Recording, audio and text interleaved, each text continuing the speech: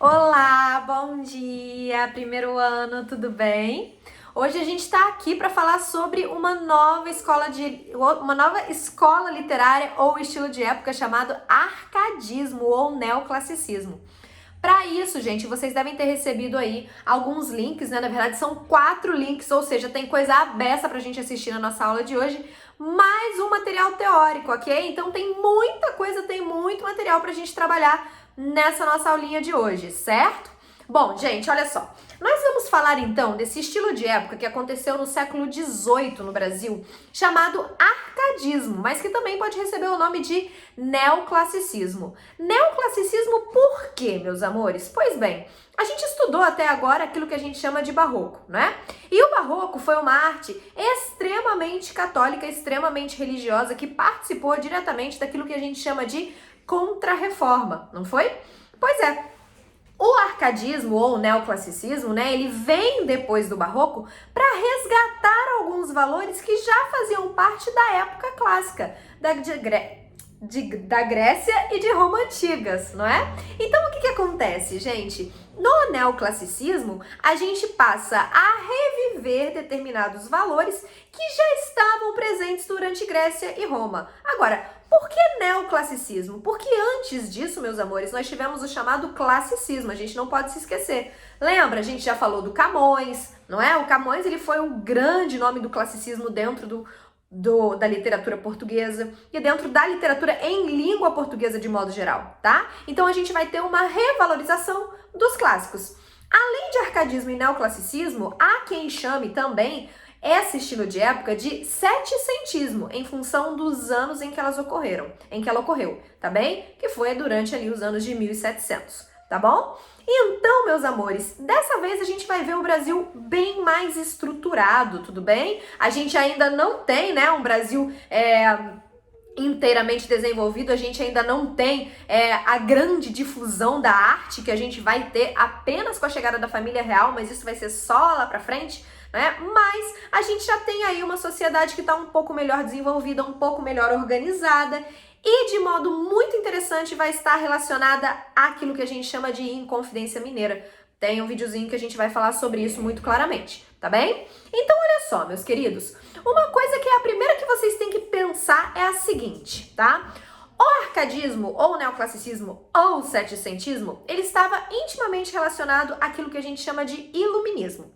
Então, em função disso, meus amores, vocês vão parar esse vídeo agora e assiste aí o primeiro link que eu deixei pra vocês, tá bem? Eu espero vocês voltarem. A gente já volta. Foi primeiro ano compreendido, então, que dessa vez, né, com o iluminismo, a gente passa a ter uma supervalorização da razão, e essa supervalorização da razão é justamente aquilo que vai se relacionar à ideia dos ideais clássicos? Eu acho que isso já deve ter ficado claro para vocês, né? Inclusive, gente, durante esse tempo, né, nós tivemos o enciclopedismo, que foi um momento bastante significativo em que o homem tentava, de certa forma, reunir todo tipo de conhecimento que ele pudesse angariar durante aquele momento, tá bem? Bom, acontece, gente, que isso vai ser muito importante para o próprio momento histórico, justamente porque quando a gente tem o arcadismo acontecendo aqui no Brasil, lembrando que ele veio de Portugal, principalmente com o nome de um autor chamado Boccaccio, que foi o grande autor Arcade, tá? Quando a gente tem o arcadismo acontecendo aqui no Brasil, a gente também tem a chamada Inconfidência Mineira, não é verdade? Que foi uma espécie de revolta em que as pessoas de Vila Rica, que é a atual Ouro Preto, elas simplesmente se recusavam a pagar o quinto, né? Que era o quinto dos impostos. Isso a gente vai ver também no vídeo mais claramente. Por quê? Porque nessa aula aqui agora, gente, comigo no vídeo, eu quero focar na literatura, certo? Então vamos lá. Olha só, meus amores, vocês devem ter visto aí no papelzinho que vocês receberam, no arquivo que vocês receberam, as chamadas convenções Arcades, tá certo? O que são essas convenções Arcades? Basicamente, chuchus, são as características que um texto precisa ter para que ele possa ser considerado Arcade, certo?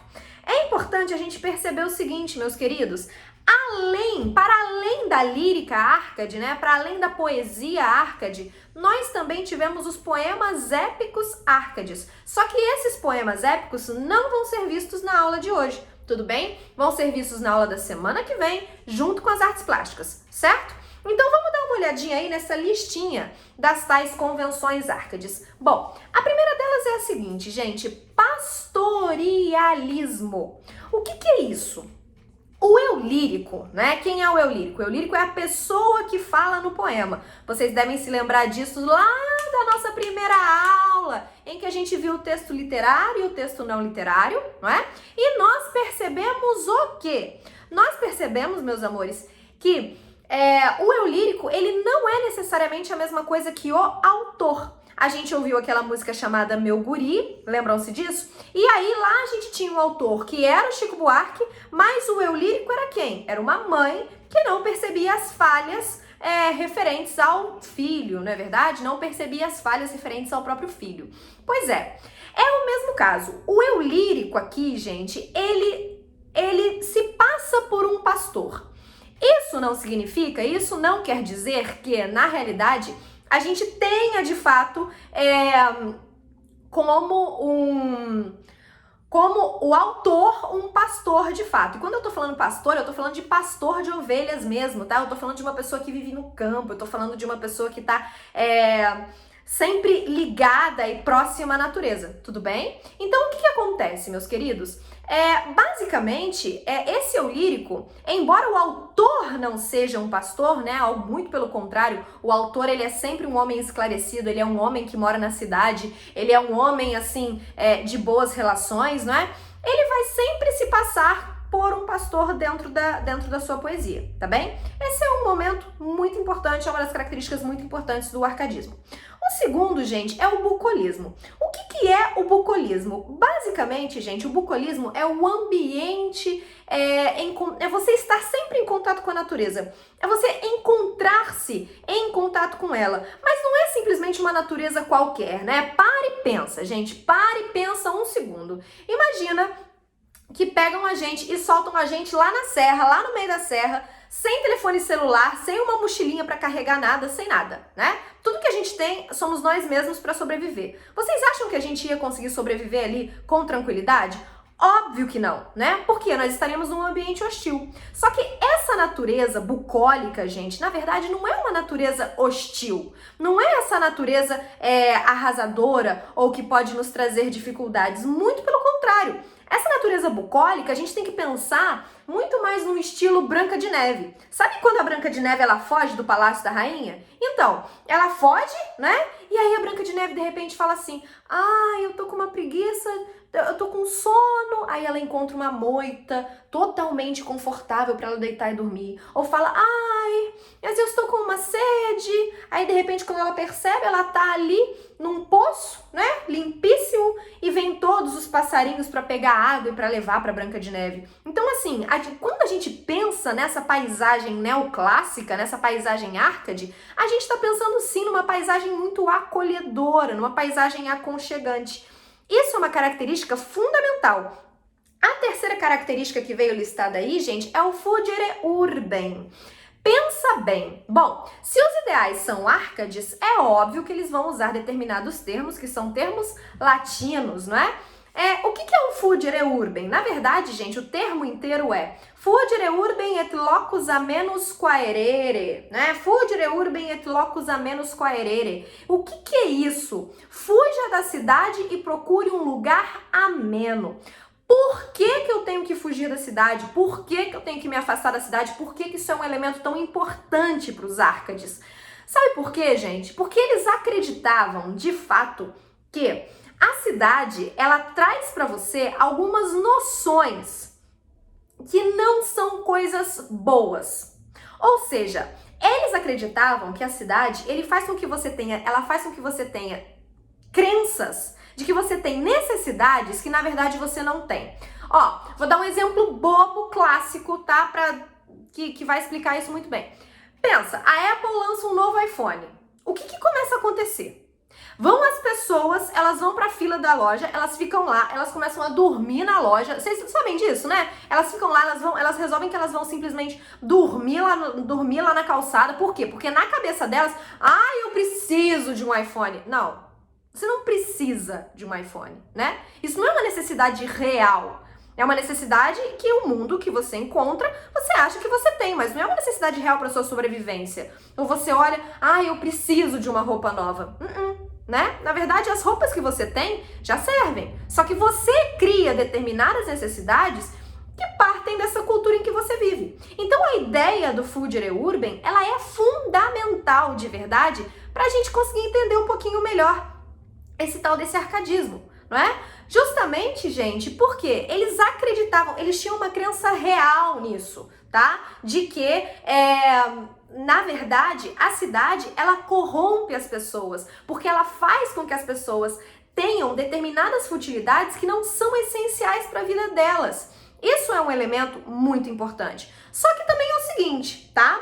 É fugir da cidade, mas não é para ir para qualquer lugar, não. É fugire urben et locus amenus quaerere, ou seja, fuja da cidade, mas procure um lugar ameno. Se você sai da cidade e vai morar no deserto do Saara, esse lugar também vai te trazer um monte de dificuldades. Se você sai da cidade e você vai morar no Monte Everest, acabou ali, você também vai estar cheio de dificuldades. Então, qual é a ideia, né? Você procurar um lugar ameno, um lugar tranquilo, um lugar em que a natureza mesmo, ela possa te oferecer tudo aquilo que você precisa para sobreviver. Até porque, gente, existem dois conceitos aí, inclusive um deles eu não anotei, por favor anotem, que é o de aurea mediocritas. O que é a aurea mediocritas? É a mediocridade de ouro, é a mediocridade áurea.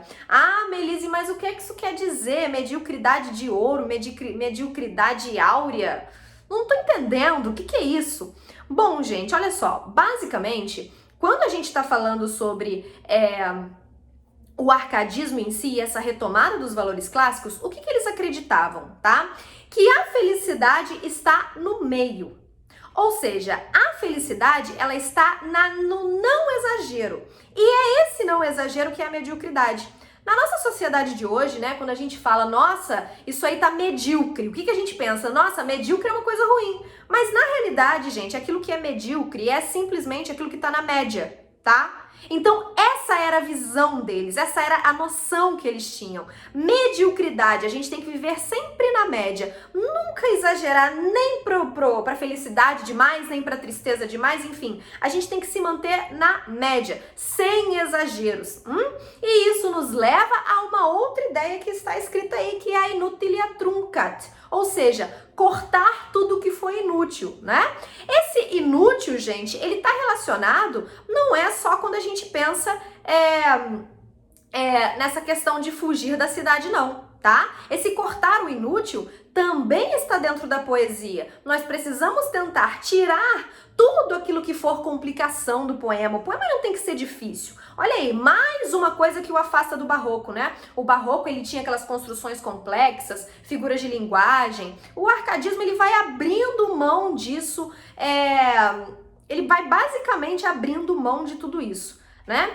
E por fim, meus queridos, nós temos o Carpe Diem, que não é o Carpe Diem barroco. Muito cuidado para vocês para vocês prestarem atenção, por quê?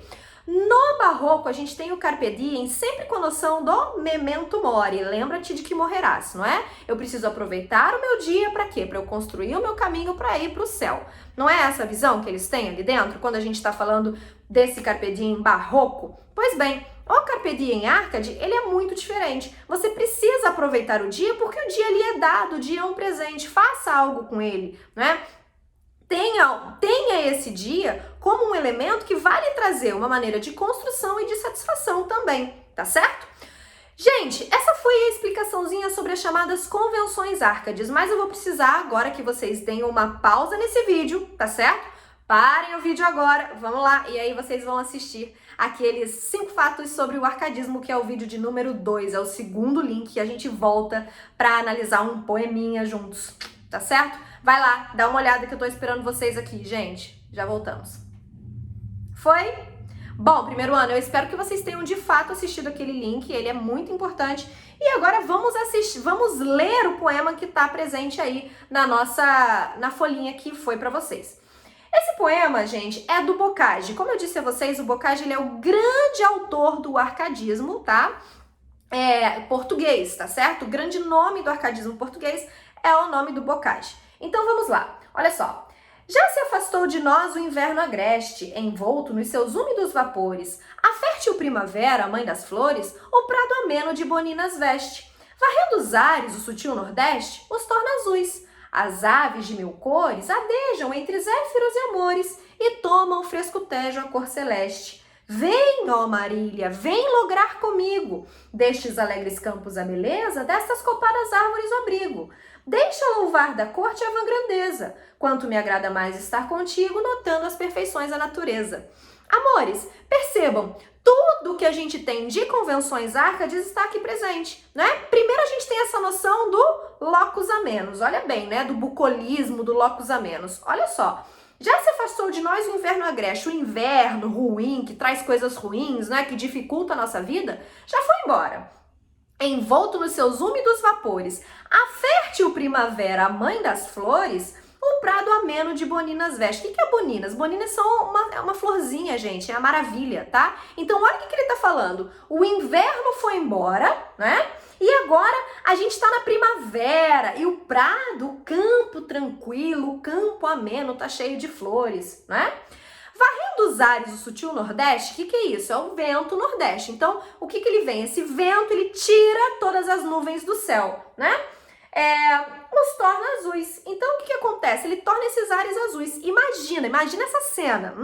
Céu límpido, azul, primavera, foi embora o inverno, você tem um campo verde cheio de flores coloridas, tudo muito tranquilo, tudo muito ameno, tudo muito maravilhoso.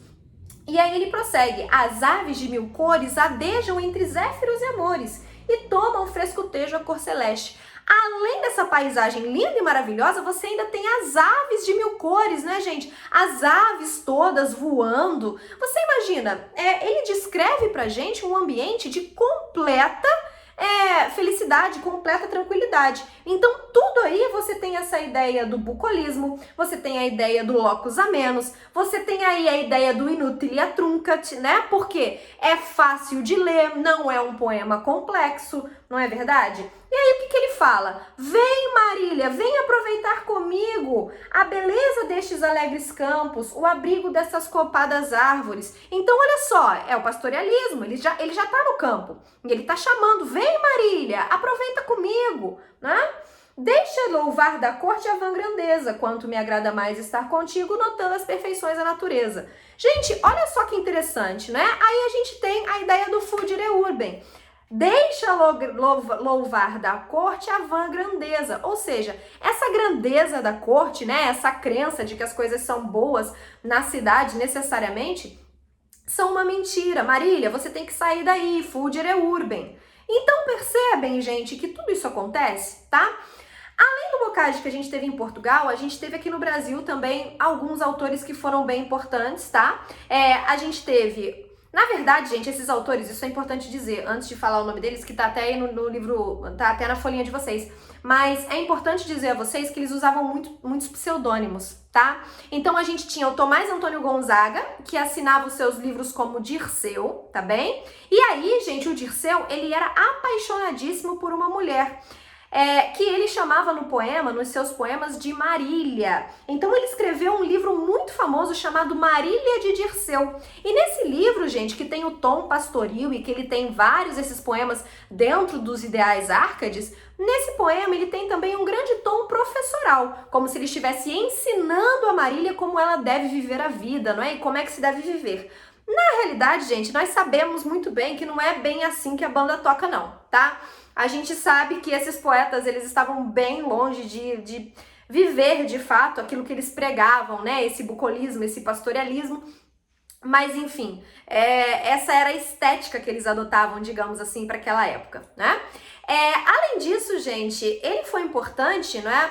o Tomás Antônio Gonzaga. Por quê? Porque ele escreveu um texto que não é Arcade, tá? Ele não prega todo o estilo Arcade, mas ele era um texto satírico, era uma crítica a toda a conjuntura política e econômica de Ouro Preto, né? Naquela época vivia. Então, o que acontece? Ele escreveu um livro chamado... Me fugiu o nome. Dá um minuto, porque o nome me fugiu, gente. Caramba! Cartas Chilenas, exatamente, Cartas Chilenas. Ele escreveu um livro também de poemas chamado Cartas Chilenas, em que o personagem, né, ele critica todos os desmandos daquele chefe. Só que, na verdade, ele finge que ele tá falando sobre o Chile, quando, na verdade, ele tá falando de Vila Rica, que é a atual Ouro Preto, já numa crítica a toda aquela conjuntura política e social, sobre a qual vocês vão ver daqui a pouco nos videozinhos que eu vou passar, tá? Além disso, gente, dentro da poesia a gente teve o Cláudio Manuel da Costa, que assinava como Glouceste Saturnio, e ele também buscava atender as demandas, não é? As características que são próprias do arcadismo. Só que o que vai acontecer, gente? É interessante que, assim, eles vão tentar trazer toda essa visão bucólica, toda essa paisagem bucólica, eles vão tentar adequar isso à realidade do Brasil. Aquilo que o Brasil é, aquilo que a nossa paisagem mostra, tá bem? E isso é um fato bastante significativo. Amores, a gente vai se encontrar no Zoom, só que antes da gente se encontrar no Zoom, vocês vão fazer um favorzinho pra mim. Assistam, por favor, aos 2 últimos vídeos que eu deixei. Ele, na verdade, é um vídeo só que tá partido em 2, tá? É bem interessante, por quê? Porque esse vídeo vai mostrar a relação que esses grandes autores tiveram com a Inconfidência Mineira. Inclusive, não é, falando sobre a morte de um deles, que foi a morte do Cláudio Manuel da Costa. Ele morreu em situação desconhecida, muito misteriosa. E a própria história do Tomás Antônio Gonzaga, que não conseguiu se casar com a sua Marília, né? E dizem que ele, na verdade, ele foi enviado para a África, né? E chegando lá, casou-se novamente, mas continuou escrevendo poemas para sua Marília. Gente, então é isso. A gente se vê no Zoom, tá certo? E a gente faz exercícios juntinhos também depois. Até daqui a pouco. Beijos, assistam tudo, ok? É importante. Não se esqueçam disso.